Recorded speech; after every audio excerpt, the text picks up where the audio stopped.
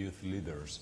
And 1 year after, we have amazing youth leaders with us, and they're going to share their point of views, about the future work and about many other things.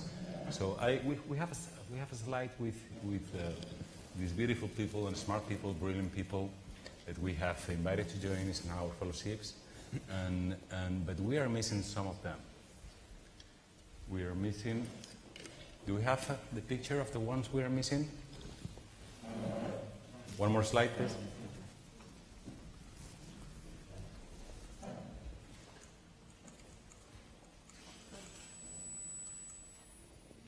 Do we? It seems we don't. Okay, we expected 4 more fellows, 2 from Philippines and 2 more from Rwanda, and they didn't get the visa. So I'm really ashamed for this behavior and the way the Spanish authorities have managed this. But I will ask you something, especially to our fellows in Philippines and our fellows in Rwanda. Let them know that we feel that they are our fellows, that they are going to be assigned a mentor, that they are going to follow the program, and that we plan. It is not approved yet, but I'm sure that Eisenhower Fellowships is going to be flexible. We're preparing a closing seminar, and I hope that they can join it. Okay. This is the people who didn't get a visa to come to Spain. I cannot think of, more talented people, and especially one of them. Next slide. Okay, Nurhati. Nurhati is from Philippines, and she was supposed to be joining the panel and sharing with us her thoughts about the future of work.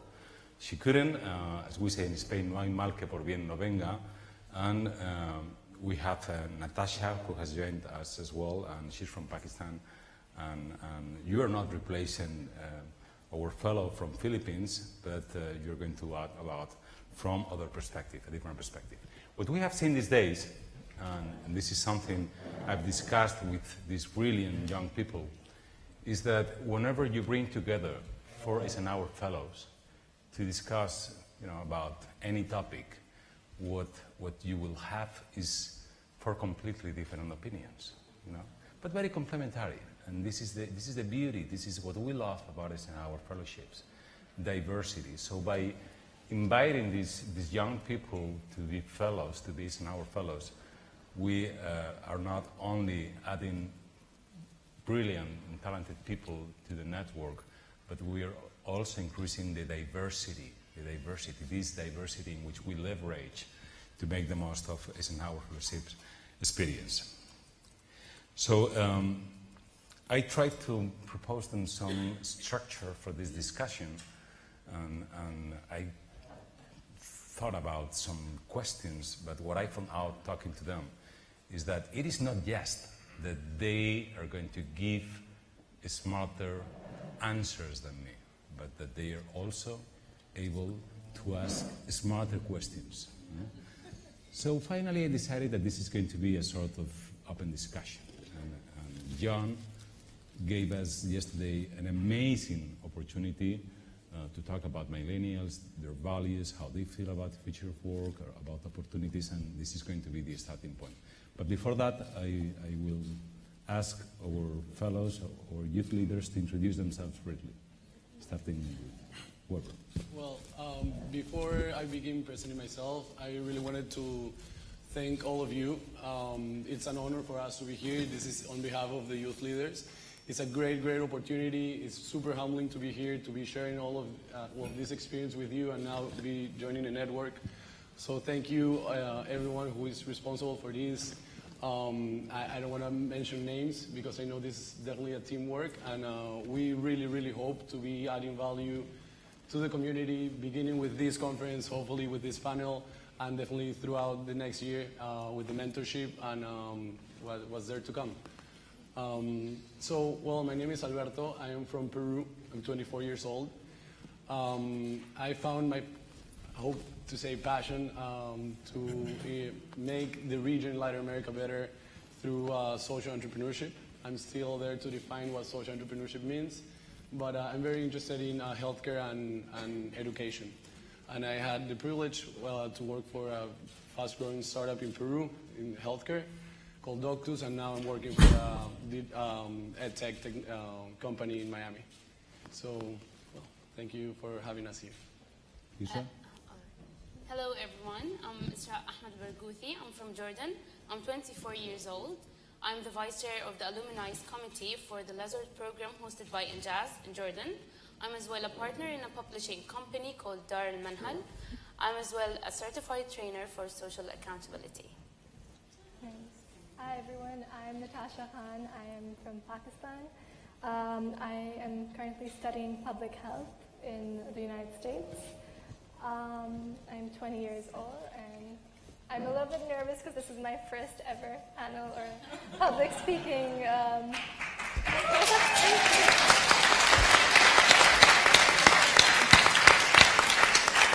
Thank you. You've been very supportive throughout. Everybody here is so supportive, so it finally gave me the courage to come up here and speak. But I'm very grateful to be here. Never know when to clap or not clap. So I'm Ben, I'm 24, I'm from Ireland, and I focus on two things. The first is trying to understand how our brains work, and the second is helping build businesses. But the main thing I'm focusing on at the moment is figuring out how to sit in these chairs. They're so deep, and all the other panelists and speakers made it look really cool, but I'm slowly do I sit like this or this? So if I'm fidgeting during the panel like that, I'm still trying to figure it out, but hopefully by the end I'll figure out how to sit in a chair. That was made for a good weekend. Okay, so my name is Pablo. I'm from Spain. I graduated like 6 months ago. Well, 1 year ago from University. I did my bachelor in business, and I created a company called Pangea 3 years ago when I was 20. We basically help big corporations connect with emerging young talent throughout the world. So that's basically what we do. And I would like also to take the opportunity now, following what my colleague Alberto said before. It's not only what the Eisenhower Fellowship can actually do for us, but I think it's really, really important, whatever we might be able to do for you, to add value, and in the end, we're here to work together, as we said before, to build that future of work and to build the future of society. So just please, and I'm talking on behalf of the entire EFA Youth Leadership Network, we're here for whatever you might need. So thank you so much. Big hand for the young fellows. Okay, so yesterday morning, John de la Volpe, is John de la Volpe around? Is he on? Okay, John, please feel free to join us, the discussion, as we are going to dedicate some minutes to talk about the results of the survey you have carried out. And John presented the key takeaways of this survey on the future of work and how millennials see the future of work. And I was wondering how these young leaders, millennials, because they are the only millennials among us, in addition to others who are not set here, but who will take the floor whenever they like to. And I wonder how they feel about the results of this survey, according to what John shared with us, the answers given by 2,500 millennials all over the world. Millennials are, generally speaking, satisfied with their jobs, are optimistic about the future, and ready to come back to school. It seems that they have taken the advice that Thomas gave us yesterday, that the main skill is being able to learn. They are aware that they will have to learn and learn and learn several times during their careers. So to all of you, any of you take the word first, what kind of jobs make millennials feel satisfied, feel happy? Who likes to break the ice? Ben, I guess I want to say, just to contextualize the word millennials, it's something that if you've ever searched in Google for millennials, and there's the autocomplete of millennials, so millennials are, and then the list of things is like killing like 20 or 50 different things. So millennials are killing avocados, millennials are killing like all this sort of stuff. And John's research yesterday was really nice to see a positive. Sorry, my voice is gone from all the youth leadership the past few days. it was really nice to see a kind of a positive spin on that. And I think the kind of jobs in the future are, there's two distinctions. The first is that jobs are no longer jobs for life, but they're jobs for a few years, and it's quite common now to move between organizations. And secondly, as demonstrated, I think, by everyone introducing themselves, the concept of a side project or a side hustle is becoming more normal. So you work 9 to 5 or 9 to 6 in an organization, but I think part of the satisfaction stems from doing your own thing as well. So not just having one job, but multiple focus. So whether it's evenings or weekends or sneaky lunchtime sessions as well. Any more views about this, Pablo?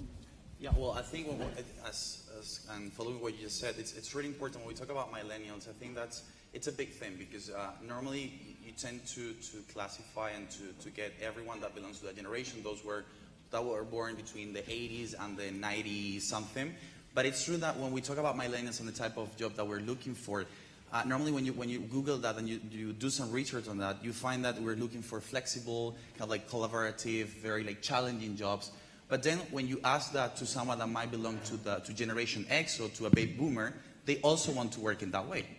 So we have to differentiate here between the context in which you were born, that makes you millennial because you were born in those years, and what the context, the digital context in which we live, somehow it forces a new type of working, a new type of employment. So it's really, really important in this case to understand that you have to be a millennial from a mindset perspective. It doesn't matter if you're 50, 40, 22, you have to be a millennial in that sense, because that's the future.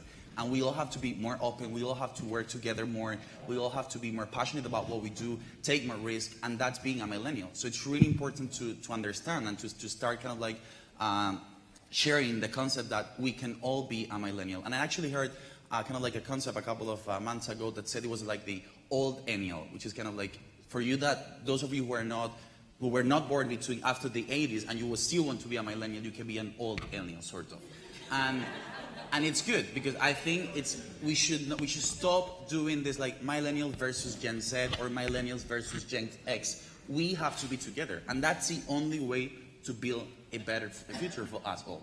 And the problem is that till now, everything has been what millennials, how millennials are different from the other generation. Why are we better or worse? And it's not a matter of being better or worse. It's a matter of how we are different and how that generates value for us all. And I think that's the most important thing. How can we work together to build that future of work that we want? And that's my opinion regarding that. I feel that generally the focus of our satisfaction that we get as millennials is probably in the freedom that we have to choose our career paths. We as millennials focus more on anything that we're passionate about. Yesterday we were hearing about a woman making a career out of videos about men's sneakers.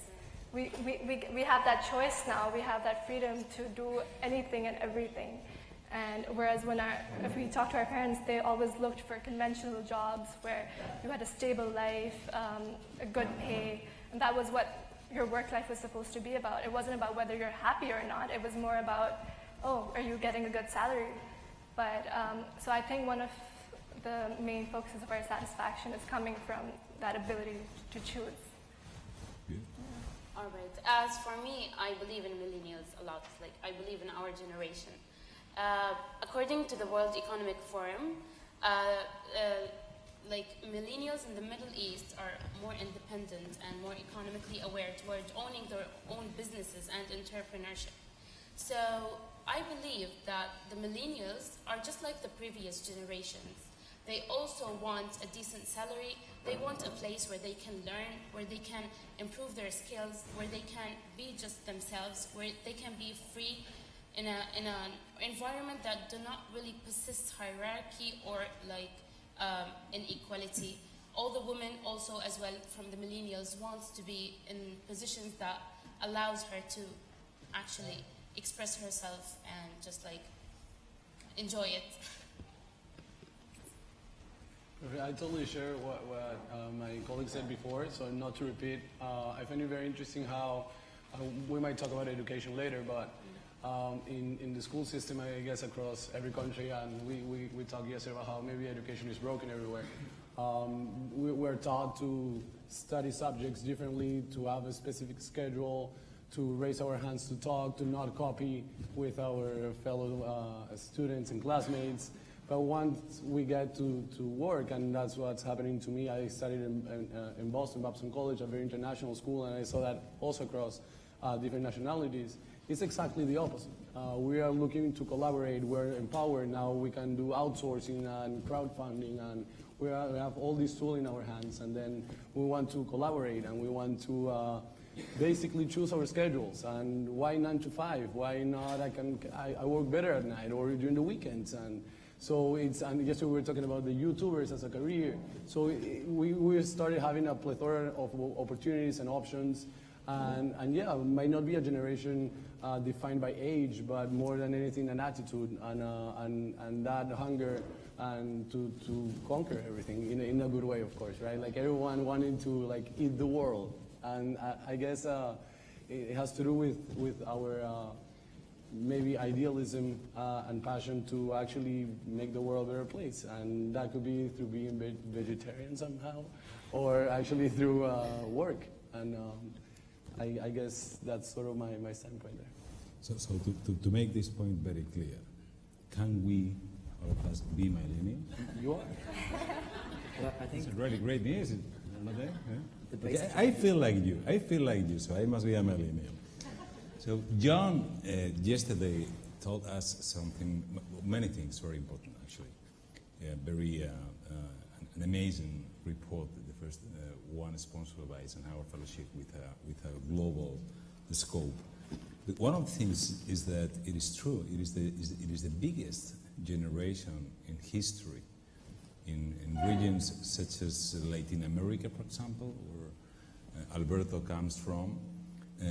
Now we have 160 million young people. That is a tremendous wealth, social wealth for Latin America, but at the same time, and we may say the same thing about Asia or about Middle East. Unfortunately, we cannot say that about the European Union or Japan or China or even North America, but this is the case of most of the world. And this is a tremendous social wealth, but at the same time, this generation who is better educated than ever, who has better access to healthcare, and who has much more resources than ever, have as well higher expectations about their future. So, I mean, starting with Alberto, if you like to, I mean, how do you see the situation in Latin America, these 160 million people who like, who want, who expect, and who must expect, actually, to live much better than their parents? Yeah, that's a great question. Actually, well, I'm not expert. This is definitely part of the conversations here, but having almost a third of the population in Latin America being young and definitely expecting a better life than their parents, that could be basically, in the case of Peru, we had terrorism, but when I was born, I didn't go through that. I just basically lived through prosperity, and I guess that goes throughout Latin America. Now, as Juanjo was saying, we have this generation, which I'm part of, that we believe that everything is just going up and it's better. It could be slower or faster progress, depending on the country, but across countries, we could say that it's definitely going better.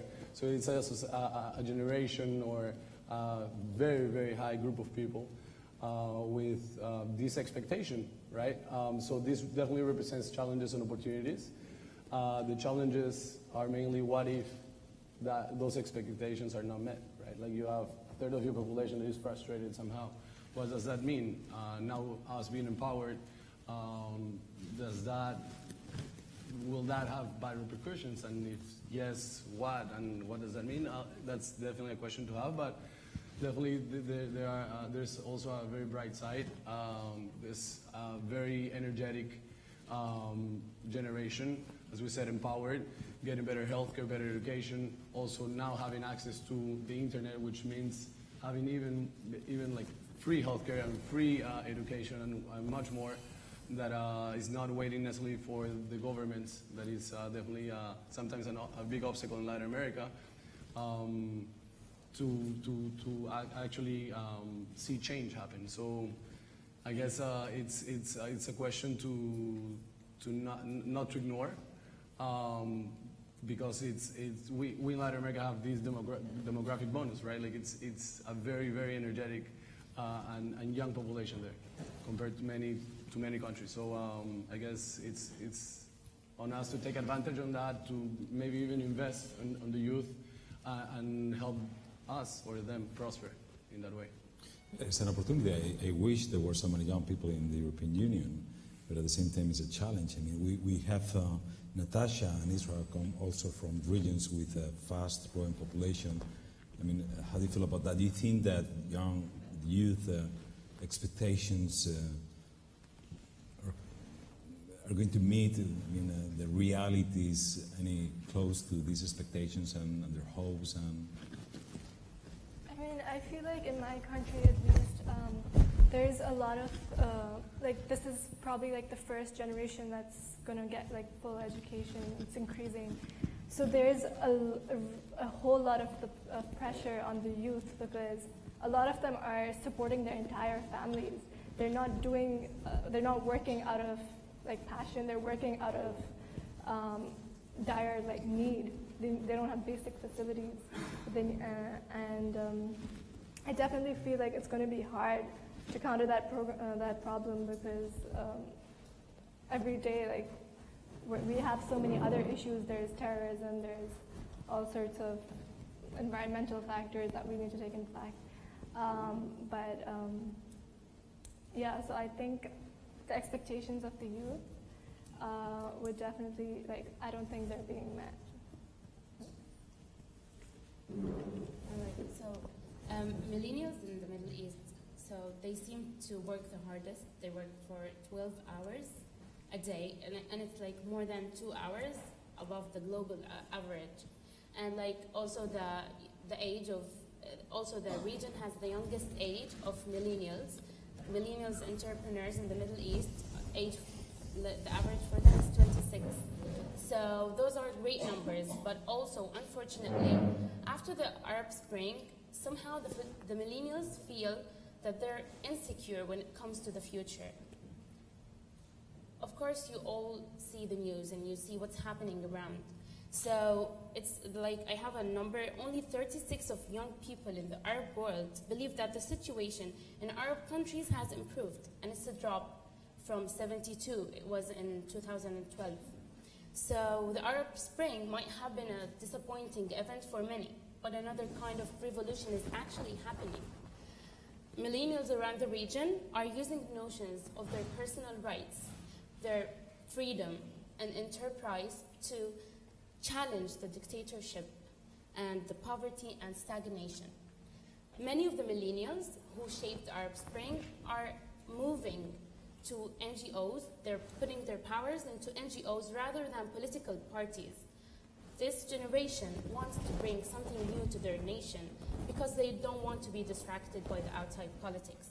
So I believe, and thanks to the leading organizations in Jordan, such as the organization where I come from, Jazz, the leading organizations have been encouraging the millennials to do so, to empowering them, encouraging them to follow their dreams. You have no idea, I've taken the last year 30 training, and they all were about the job, the workforce, and how the job structure is structured, and so many things. So I do believe that the future will be brighter, and the job market will be possessed with young Arabic leaders who are qualified and fully committed to enhance their societies, their communities, and wait for the ending. The region will hopefully reap the benefits of what this generation has done.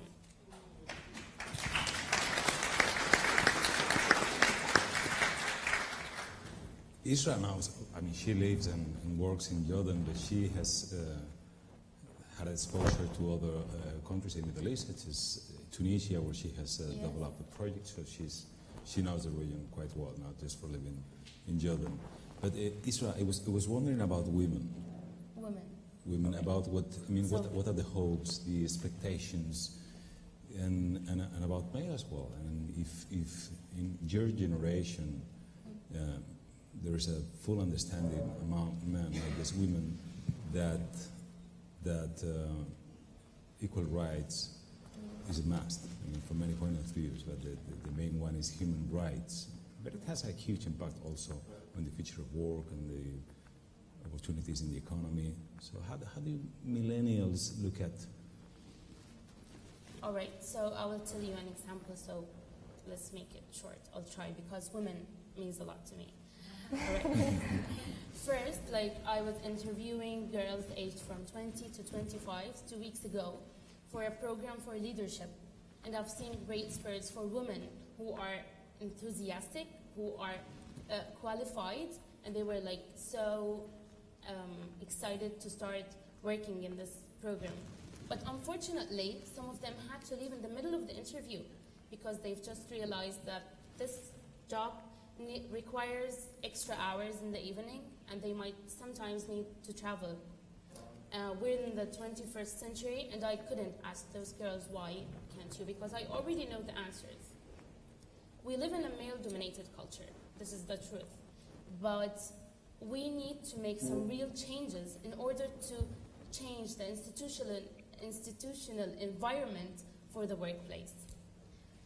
First, we have to start with women. We should encourage them to get out of their comfort zone, personally, professionally, and they have to just raise their voices.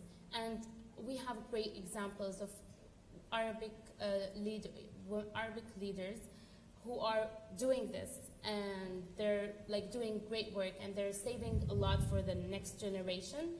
But we need more policies, we need the law, we need so many procedures in order to improve the women's roles in institutions, in government, in business.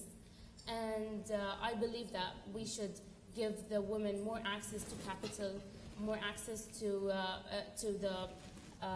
they should have trainings, financial support, and they have also, what do we call it, like networking, chances for networking.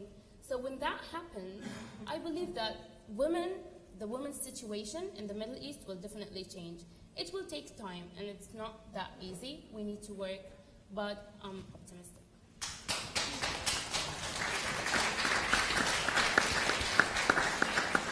Natasha, what about Pakistan? No, I totally agree with her 100%. I myself come from a very male-dominated society, and I've gone through experiences that have tried to suppress me as well, even though I feel like I come and I talk from a place of great privilege. But I definitely feel like females are definitely coming up into society, and it's not necessarily that you can make them raise their voices, because sometimes it's a gradual change. It has to come from within. But what I feel is that you can at least start to give women more opportunities, and I've seen this happening in my own country. There was a startup, it's called Sehat Kahani, which is in Urdu. It literally means the story of health. And this was a female doctor, her name was Dr. Sara Said. And what she decided, so in Pakistan there's an influx of doctors. And because everybody wants to go to med school, everybody wants to have the title doctor next to their name. But what we were seeing was that most of the females would totally stop working as soon as they got out of med school because they would get married. That was the typical trend, and it still is, sadly. And so we had this big issue where we were putting all our resources into these doctors and giving them education and everything, but there was no, we would get nothing back because these doctors would never practice. And this was an issue that really bothered me, but because I'm, of course, in public health.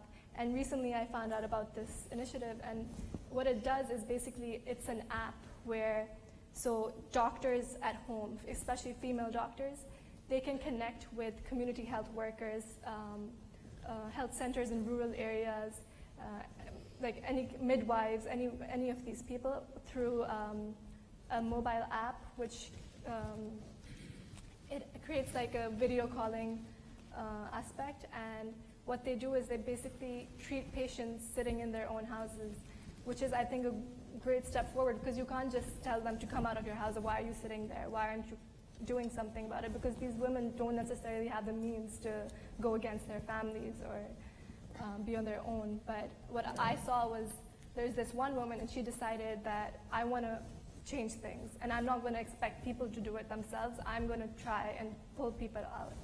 And I think that's just one of the many, many examples that I see in my everyday life where people are helping each other to get out of their comfort zones.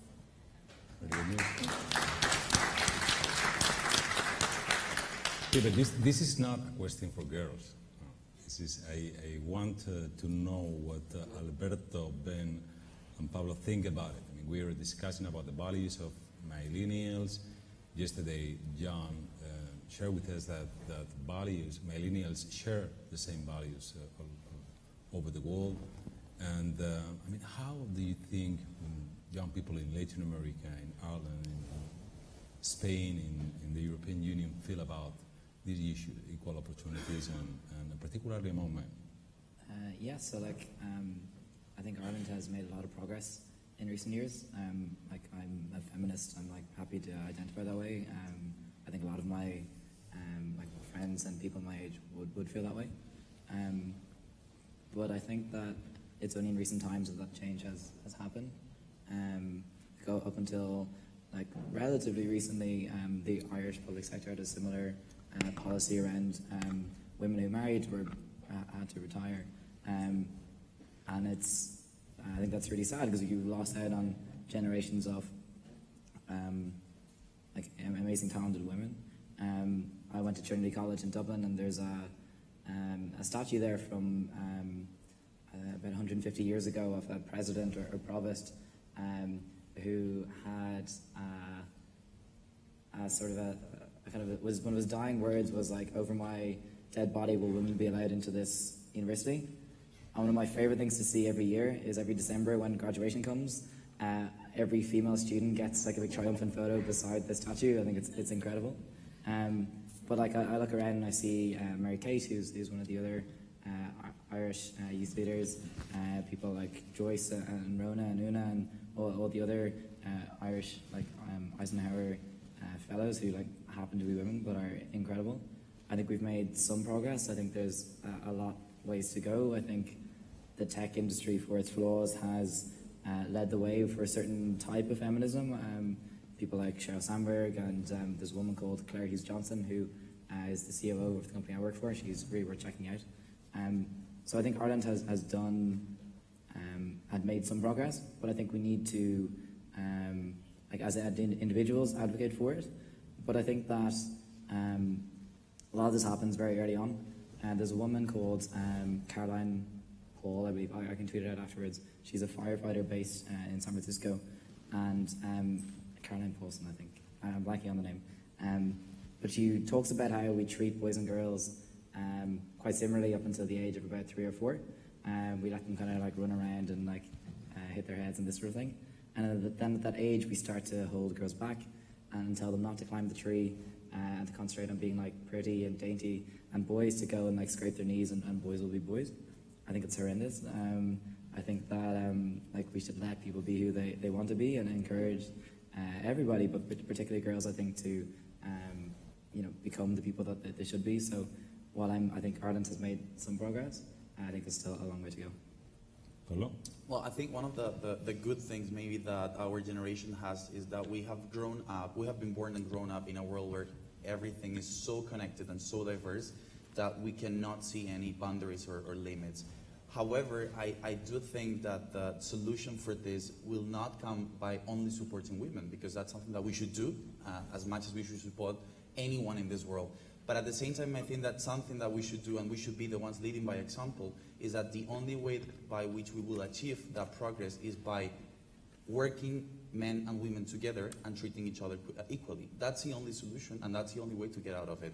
It's true that there are so many challenges, especially, maybe not as much in the European Union on these kind of countries, but there are big challenges that we have to face. But the only way, as any other thing in life, to get out of it and to solve it is by working together.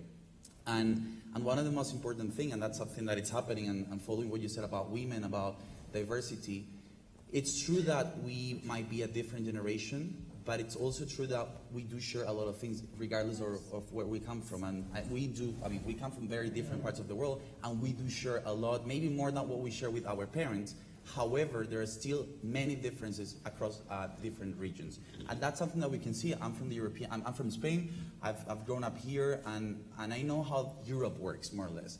And I've seen that one of the main problems we have as kind of like the European youth is that we are the most empowered generation ever. We are the best educated generation ever, but there's something that we're missing, and is what it took our parents and grandparents to get to the point where we are.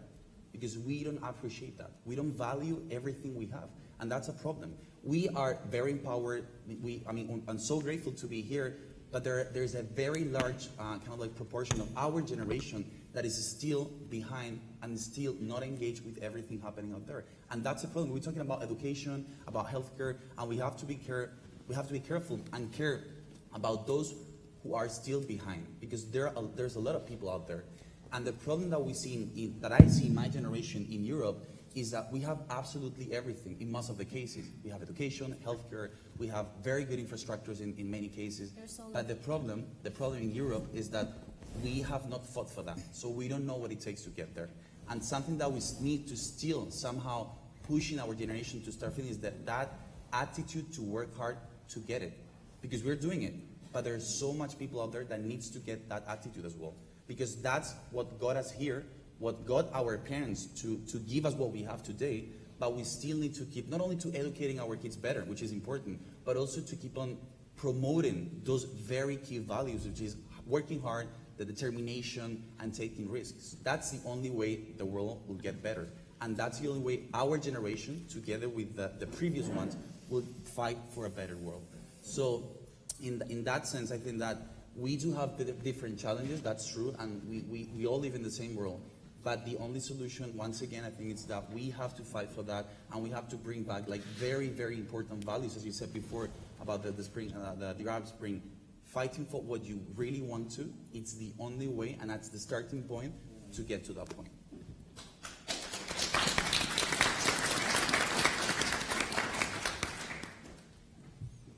Tamara and Sofia, I don't know what you're discussing behind. Would you like to add anything about this? Go ahead.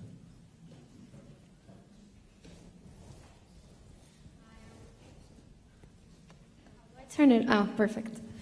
Thank you. Hi, everyone. My name is Tamara. I'm the youth fellow from Spain as well. And, the subject of millennial women interests me a lot. And, in fact, I wrote my thesis at IE University on millennial women. And, I just wanted to highlight, it's kind of, I also have a bit of a mixed point of view, because I also lived in Jordan for 5 years. My mother's Syrian, so I kind of have both perspectives. And what I realized while doing my thesis, I interviewed millennial women, young millennial women, and also the more senior millennial women. And I realized that there was a gap in the way they viewed the business world or the professional world. And young millennial women my age that were graduating had high hopes. They wanted to become CEOs. They had very, very bright dreams. But then when I started interviewing those that are 33, 35, that are thinking of beginning their families, are considering motherhood, they start thinking differently. They start realizing that it's not as possible. So yes, for sure, we are advanced. Yes, for sure, in Europe, we have all the chances. We have PhDs. We have incredibly professional women. But the real issue, which is once you want to start a family, once you want to have kids, you have to pause, stop, change, alter somehow your career. And yes, we have advanced, but the issue is still there. And I was talking to another fellow from New Zealand. I don't know if she's here right now. No, yes, your mentor. And she told me that about 30 years ago, the issues, or what I was telling her and expressing her from my findings, are the same. So following on what Pablo said, I completely agree that we have to work together, men and women, and find a solution, because it's been years and years and years, and this cannot this has to change. Well, hopefully, millennials Hopefully it will. make it happen. Go ahead.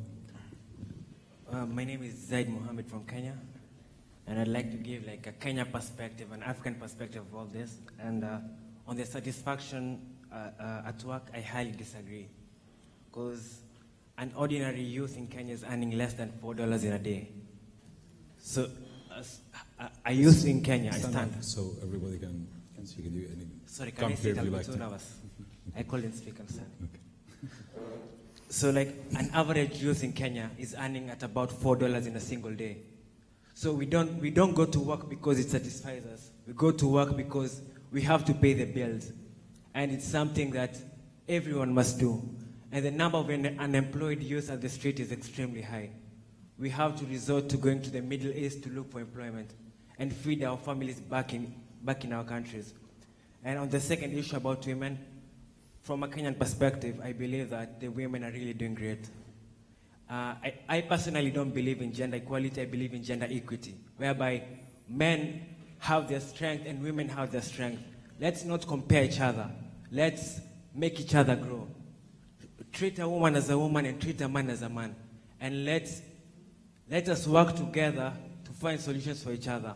Because like in most African countries, you're told when you take a girl to school, it's like watering a neighbor's garden, whereby she'll go and benefit. When she gets married, she'll benefit another community. But now it's all about, I need my daughter to be the most learned person in the community. I need her to change the world. And we actually find that we have more girls in universities right now. And we have women in higher positions compared to the past. Thank you.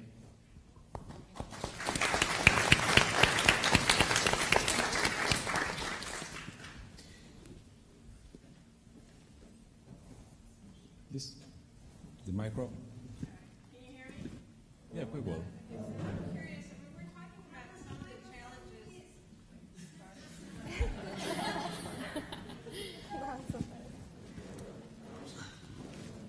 I'm curious because we've been talking about some of the challenges that are some of the traditional questions, if you will, and facing in how they apply to millennials.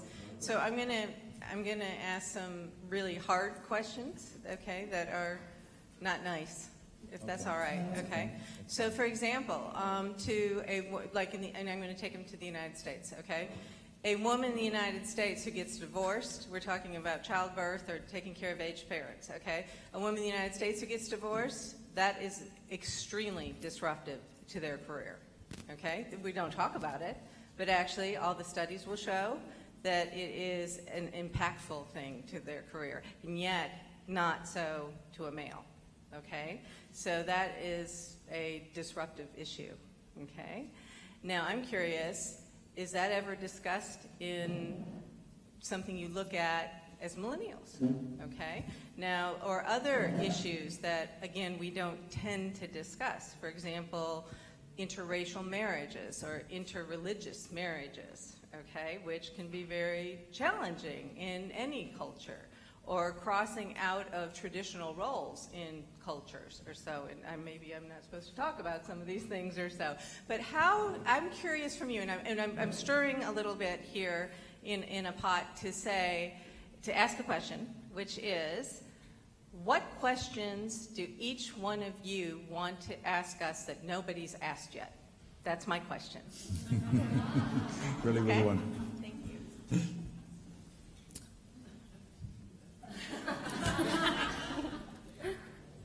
Who gets to start? You each have to ask a question. It's a good one. Just go down the row, okay, and ask a question. So what if we leave the answer to this question for the finishing the panel, okay? Because they may need some time to think about it. You know, and not only these 5 panelists, but all of you. What question is not being asked, you know, and you want us to ask you? Hard question. It is. Hard question, if possible. You're giving So us hard time here. No, we're doing a great job. So we have been discussing not just about the values of millennials on the future of work, but we have been discussing also about the impact of technologies and how it is completely going to reshape the workplace in the coming future. Automation, artificial intelligence, biotechnology, blockchain, Internet of Things, and it is completely going to reshape everything. We have heard of sort of pessimistic, maybe realistic points of view, in which these technologies are going to take away our jobs and we won't have anything to do.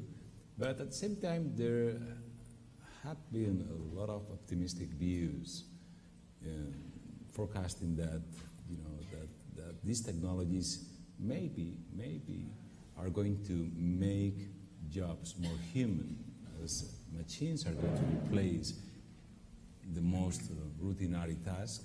Maybe there is a chance that we can dedicate, we can have more room for giving the best of us as human beings and things that machines cannot imitate us. And at the same time, I'm sure that there are many other issues regarding technology that we'll get very different point of views depending on the region and the background and the experience of every of you. So starting with Ben, maybe?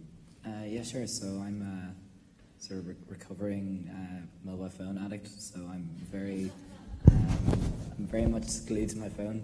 I'm happy to talk to people afterwards. I created an app that tried to get around that, but I think first there have been varying perspectives over the conference over whether Terminator is coming or whether it's just extended email. I think AI is happening to a degree. I think we've heard from more knowledgeable speakers than me on that. But I think we tend to be a little bit myopic, I think, when we think of technology. So we think of technology as a 21st century occurrence. And the things we take for granted now as objects are no longer technology. So an example, in the 1980s, IBM were very ahead of their time, and they wanted to introduce an internal email server. So the point I'm making here is that technology will definitely affect the way we work. So what happened in the 1980s was that they, at the time, they had memos, they had the traditional stop by the desk, they would send letters, but they wanted to go high tech, so they would get an email system that was very new at the time, only for internals and only going within IBM. So what they did was, because computers were very expensive, Moore's Law and stuff, they did a survey of everybody. They went around and asked everybody in IBM how many memos they sent. They observed the number of people who would stop off at desks and all this kind of, and they came up with a number. And they built a mainframe to do about a factor of 2 or 3 times that number of communication. Spent $10 million on a mainframe and gave everybody internal email for the first time. So the very first time you could, without moving, send an electronic mail to someone in your office. It took 3 days for that mainframe to go up in flames. People could send email for the first time. By a factor of 10 or 20 increased their communication. A modern version of that is something called Slack. Does anybody use a technology called Slack? Slack is, for those who don't know, it's kind of like instant messaging for business and in the workplace. And Slack is by far one of the most fun, productive, engaging technologies I've ever used. But Slack is by far one of the worst, most annoying, most unproductive technology I've ever used as well.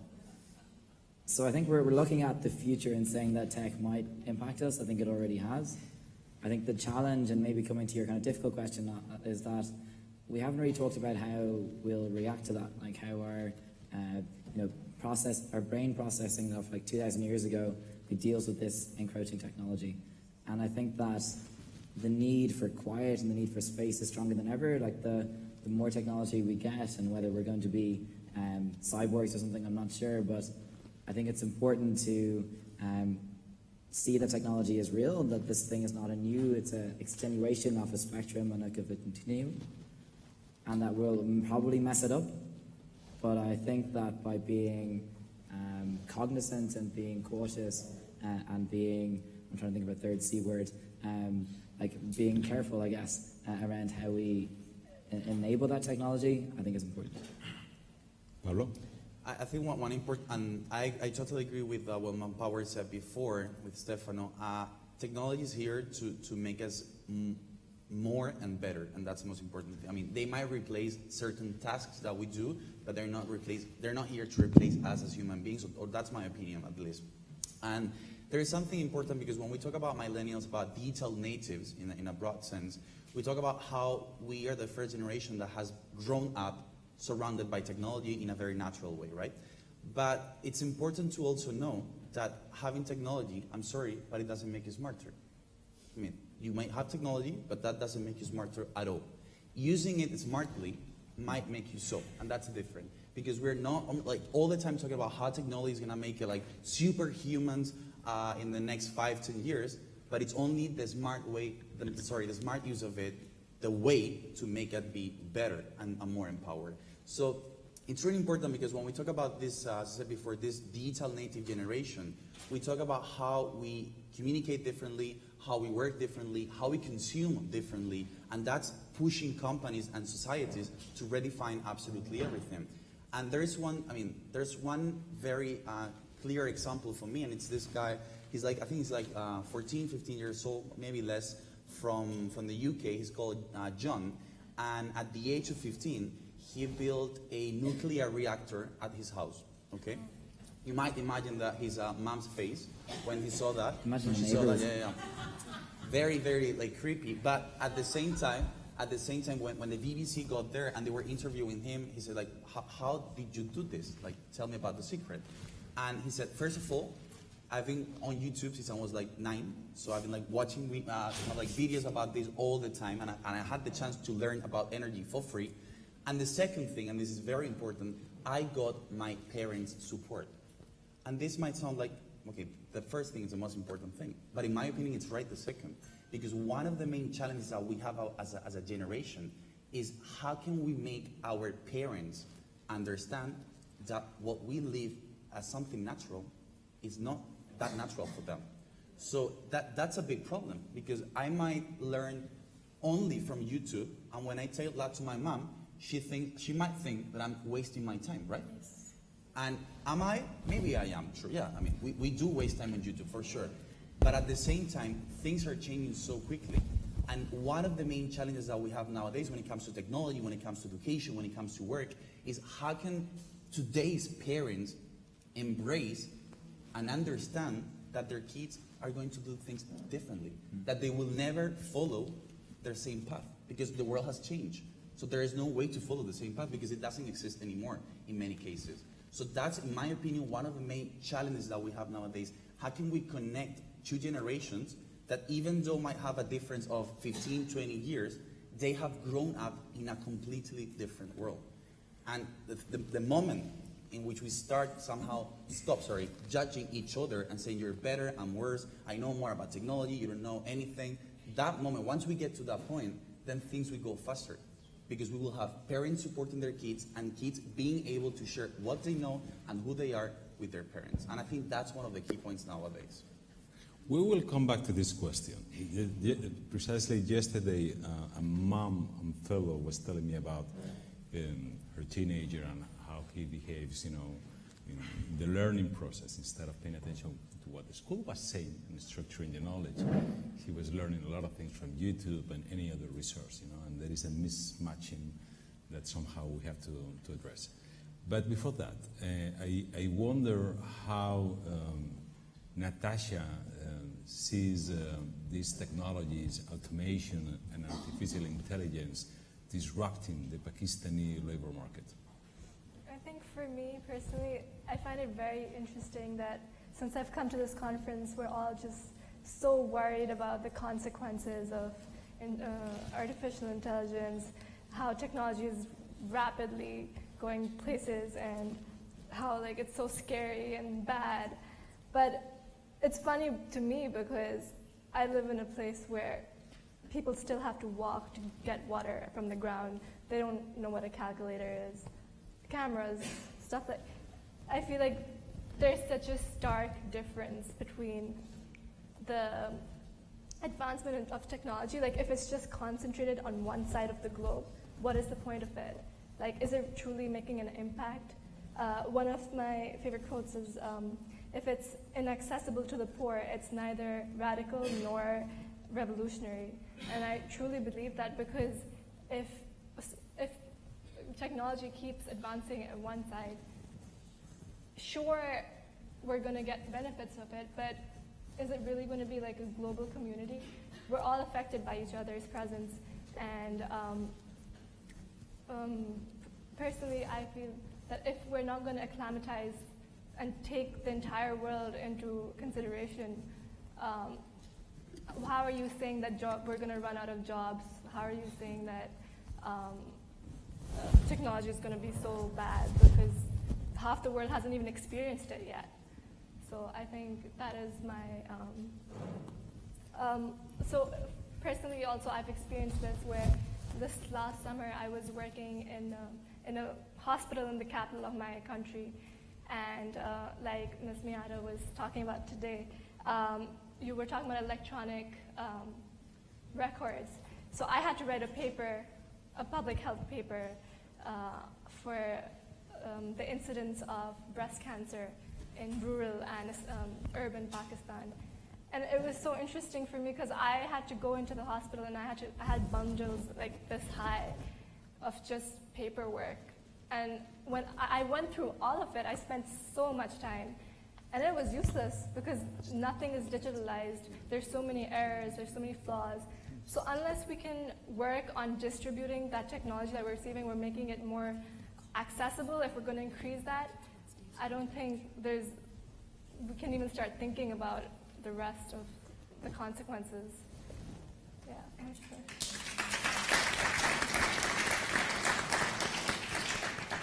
This is the beauty of Eisenhower fellowships, different point of views. Isra, would you like to add anything about this? Like how an automated world will look like for me, like we've talked about this a lot the past few days. And for me, like, in order to adapt this rapid change that is caused by technology, we need to work on the education. We need to start from the schools. We should, like, train our students. We should involve them in the technology more. The situation in Jordan is very good because the education is, like, in public schools, they have computer, they study about technology, but we also need more trainings. We also need more like field visits, applicable things that they can practice and see how is it really technology affecting the workplace. Thank you very much. I'm going to ask you a big hand for this youth leader.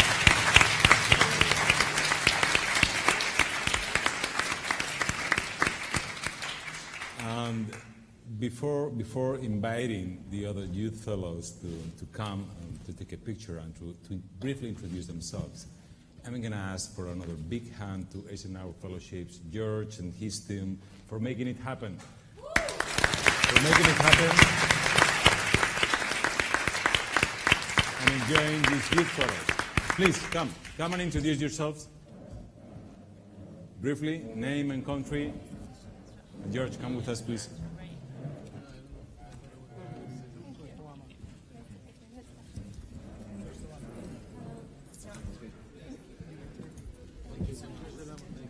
Do you have the micro? Very briefly. So, those of you who have not been part of the panel, please. So, behind, and you pass the mic, okay? Vamos a dejar que pasen delante primero los fellows. Come this way. Yes, you're going to briefly introduce yourselves, okay? Those of you who have not been part of the panel.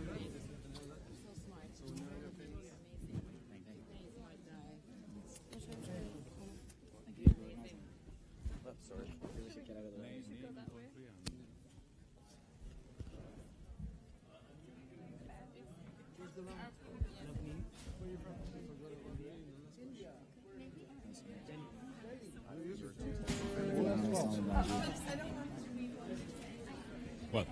We'll get it later. That's okay. More space. More space. We're messy. Like you. The micro, so take this one.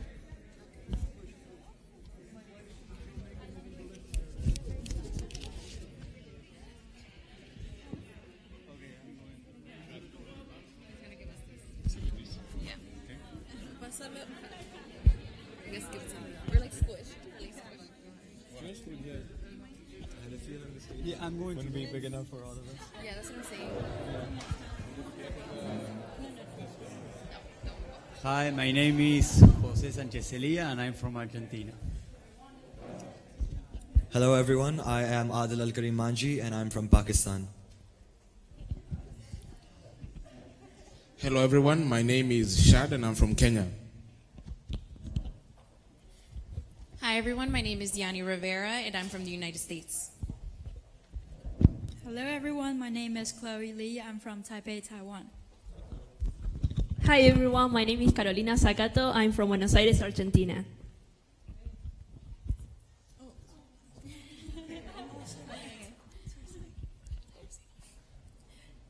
Hello everyone, my name is Yoonji Kim. I'm from South Korea.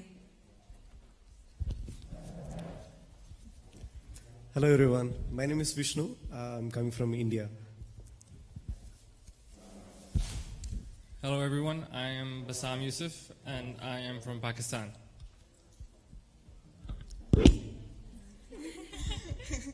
Hello, I'm Anita. I'm from Italy. Hello, I'm Sofia Terrile. I'm from Buenos Aires, Argentina, and thank you very much for this opportunity.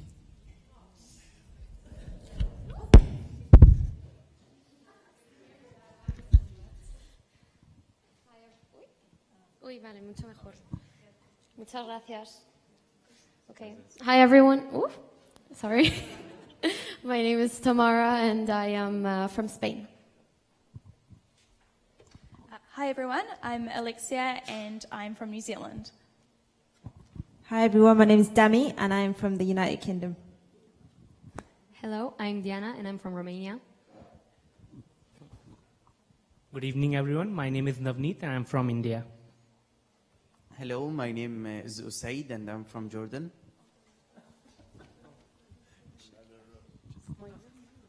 Okay, wait. I'm Victoria. I'm from Brazil. All right, hello again. I'm Sra from Jordan.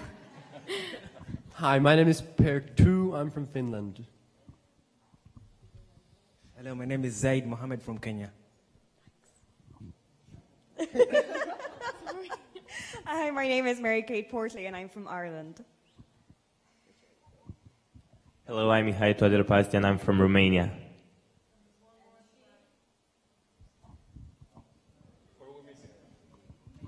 This is Pablo, and then you already know. That's fine. Yeah, it's fine. Everyone. So yeah, Okay. that's all. Picture, family picture. It's fine.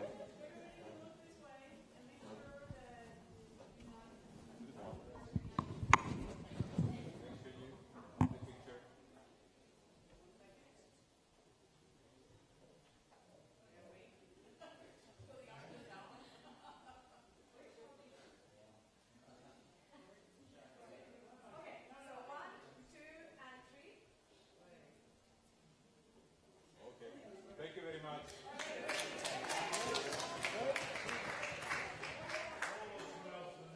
More pictures?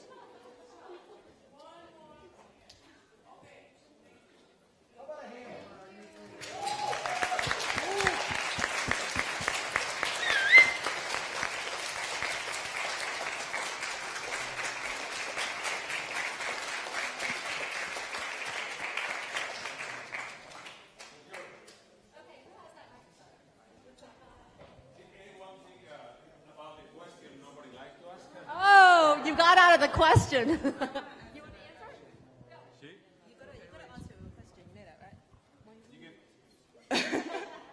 Well, I would just like to address Joanne's question, which I think is a very valid one. I think millennials are equipped and we are asking and addressing the hard issues. We're the mental health generation. We're the first ones that want to talk openly about depression, anxiety, suicide. We have addressed so many taboos from the other generations, for example, female sexuality, non-monogamous relationships. So I think we are doing our best to stop with the cliches that our predecessors unfortunately had to deal with and had to live by. But I guess the question we want to ask your generation is, why do you resist it? And instead of that, why don't you just join us in the fight against these things?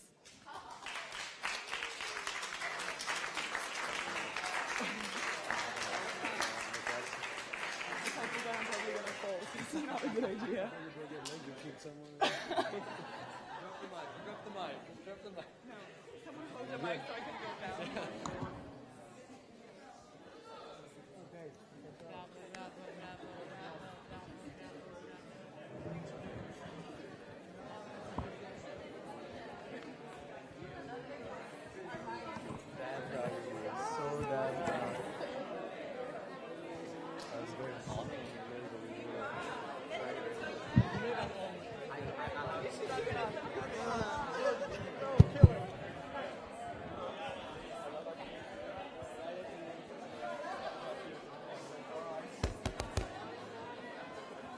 Can I have the slide for the iLabs? Can we put the slide up for the iLabs?